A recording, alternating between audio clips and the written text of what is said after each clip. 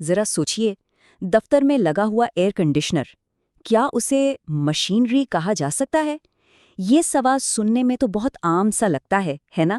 لیکن اسلام آباد high court کے ایک حالیہ فیصلے نے بالکل اسی سوال کی بنیاد پر اربوں روپے کے ایک بہت بڑے ٹیکس تنازع کو ہمیشہ کے لیے حل کر دیا ہے۔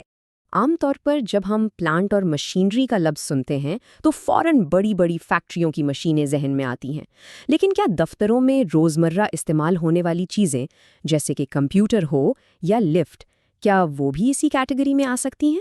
یہی وہ بنیادی سوال تھا جو اس پورے معاملے کے مرکز میں تھا۔ تو آئیے اس دلچسپ کیس کو 5 آسان حصوں میں سمجھتے ہیں۔ ہم دیکھیں گے کہ یہ سوال اٹھا کیسے، پھر قانونی جنگ کیسے لڑی گئی، اور آخر میں اس فیصلے کے ہمارے اور آپ کے کاروبار پر کیا اثرات مرتب ہوں گے۔ تو یہ سارا معاملہ شروع کہاں سے ہوا؟ ایک ایسے سوال سے جو بظاہر تو بہت سادہ تھا، لیکن اس کے پیچھے اربوں روپے داؤ پر لگے ہوئے تھے۔ یہ وہ چیزیں ہیں جو اس پورے تنازع کی جڑ تھیں: کمپیوٹرز، اے سی یونٹس، لفٹیں، یہاں تک کہ آگ بجھانے کا سامان۔ یہ سب کسی بھی جدید دفتر کا لازمی حصہ ہیں، لیکن ٹیکس حکام کے لیے یہ ایک بہت بڑا سوالیہ نشان بن گئے تھے۔ اور یہ معاملہ کوئی چھوٹا موٹا نہیں تھا، یہ ایک لمبی قانونی جنگ تھی جو کئی سالوں تک چلتی رہی، جس میں ایک طرف ایک کمپنی اپنے حقوق کے لیے لڑ رہی تھی اور دوسری طرف تھا ٹیکس کا پورا نظام۔ اس کیس کے سفر پر ایک نظر ڈالتے ہیں۔ کہانی شروع ہوئی 2019 میں، جب کمپنی نے ٹیکس میں رعایت کا دعویٰ کیا۔ 3 سال بعد 2022 میں اسے مسترد کر دیا گیا۔ پھر بات آگے بڑھی اور 2025 میں ٹیکس ٹرائبیونل نے بھی کمپنی کی اپیل خارج کر دی۔ یعنی تقریباً 7 سال کی مسلسل قانونی جدوجہد کے بعد 2026 میں یہ معاملہ آخرکار ملک کی ایک بڑی عدالت اسلام آباد ہائی کورٹ تک پہنچا۔ اچھا، اب ہائی کورٹ کے فیصلے کو صحیح معنوں میں سمجھنے کے لیے پہلے ہمیں ٹیکس قانون کی ان 2 اہم شقوں کو سمجھنا پڑے گا جن پر یہ ساری بحث ٹکی ہوئی تھی۔ پہلا قانون ہے ابتدائی الاؤنس یا انیشل الاؤنس۔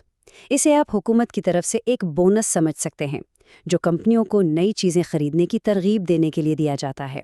یعنی اگر کوئی کمپنی نیا سامان خریدتی ہے تو وہ اس کی لاگت کا ایک بڑا حصہ پہلے ہی سال میں اپنے ٹیکس سے کھٹوا سکتی ہے۔ دوسرا تصور ہے قابل فرسودگی اثاثہ، یعنی ڈیپریشیبل ایسٹ۔ یہ کسی بھی ایسی چیز پر لاگو ہوتا ہے جس کی عمر 1 سال سے زیادہ ہو اور جو وقت اور استعمال کی وجہ سے پرانی ہوتی جائے یا اس کی قیمت کم ہوتی جائے، جیسے گاڑیاں یا فرنیچر۔ کمپنیاں ہر سال اس کی قدر میں ہونے والی کمی کو ٹیکس میں کٹوتی کے طور پر دکھا سکتی ہیں۔ اچھا، تو ان دونوں میں اصل فرق کیا ہے؟ دیکھیے، عام فرسودگی یا ڈپریسیشن کی کٹوتی کئی سالوں تک تھوڑی تھوڑی کر کے ملتی رہتی ہے، لیکن یہ جو ابتدائی الاؤنس ہے نا، یہ ایک بہت بڑی یکمشت کٹوتی ہے جو صرف پہلے سال میں ملتی ہے، اور سب سے بڑی بات، یہ ملتی ہی صرف پلانٹ اور مشینری پر ہے۔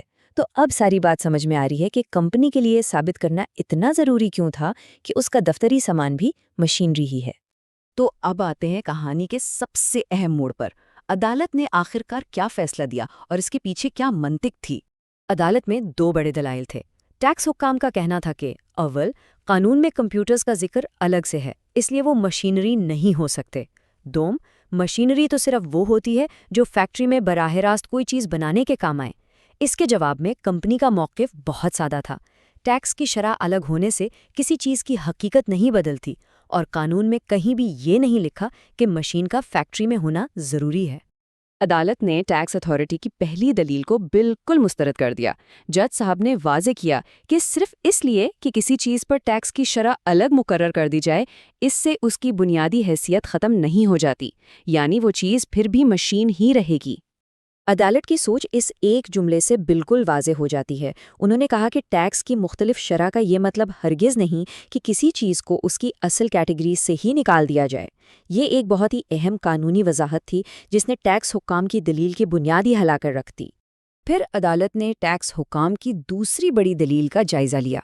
فیصلے میں صاف صاف لکھا ہے کہ قانون میں ایسی کوئی شرط موجود نہیں ہے کہ مشینری صرف فیکٹری میں ہی استعمال ہو سکتی ہے۔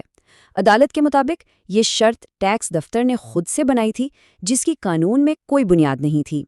تو سوال یہ ہے کہ عدالت نے مشین کی تعریف کیسے کی؟ انہوں نے ایک مشہور قانونی ڈکشنری کا حوالہ دیا، جس کے مطابق مشین کوئی بھی ایسا آلہ ہے جس کے پرزے مل کر کوئی بھی کام انجام دیں۔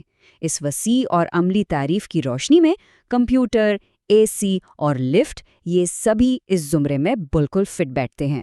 اور یوں ان تمام دلائل کے بعد عدالت نے اپنا حتمی فیصلہ سنایا۔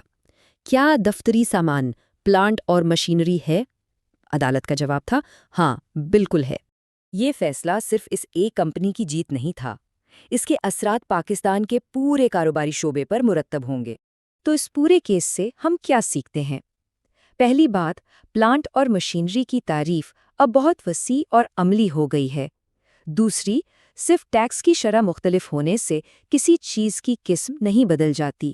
اور سب سے اہم بات، یہ بالکل ضروری نہیں کہ مشینری صرف فیکٹری میں ہی استعمال ہو۔ یہ فیصلہ ملک بھر کی کمپنیوں کے لیے ایک بہت بڑی وضاحت ہے، جو انہیں اپنے اثاثوں کی درجہ بندی میں بے پناہ مدد دے گا۔